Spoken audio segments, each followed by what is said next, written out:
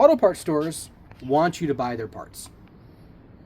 So they will often sell you the big things that let you use their smaller parts. This is a flaring tool. We're going to put this shape on that tubing and everything's going to be fine. All right. So something that happens every time when people do this sort of thing, when you put a fitting onto tubing, you often have to put the retention fittings on first. This is the fitting that holds mine on. That is on there going the right direction because this end goes to the master cylinder and this end goes to the rest of the car. I did that. This is important. I'm noting that I did this. All right. So now we're going to use a flaring tool to put the correct shape on the end of this thing. This is the rental tool from AutoZone because they are my closest auto parts dealer. And what they tell you to do is make the fitting stand as tall as the shoulder on that. The instructions for your flaring tool are probably going to be a little bit different if you use them at all. Hopefully you never have to. Hopefully you're not in a position where you have to be doing this in your driveway. But where I am in this world, I'm glad you're here keeping me company. All right, so this has to be tightened so much the Geneva Convention starts to come up. So we're going to do this here. I don't want to hit you here. I tell you not to use cheater bars. I'm using a cheater bar.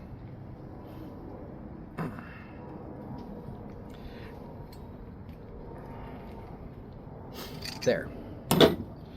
That is on there. So this fitting creates the bubble shape, roughly. So we stick that in there. And then we put the fancy clamp on top. Come on, let go.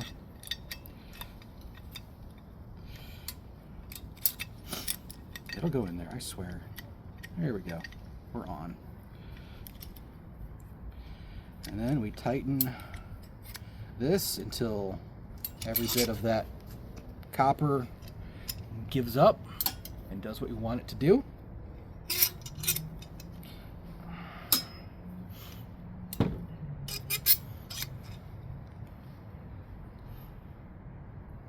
Why are you not going on there?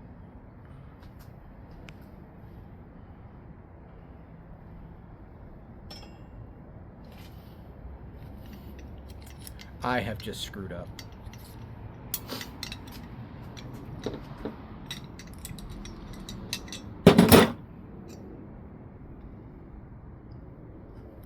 You see how that's not level?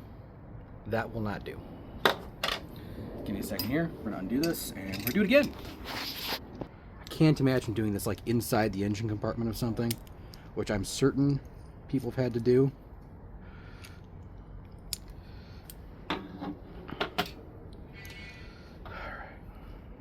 There we go. Proper height. Okay, this end. We're still at proper height. We are.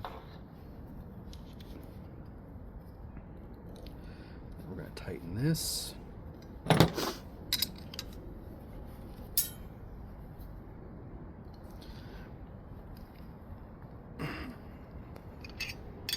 There we go. Okay, that's facing the right direction.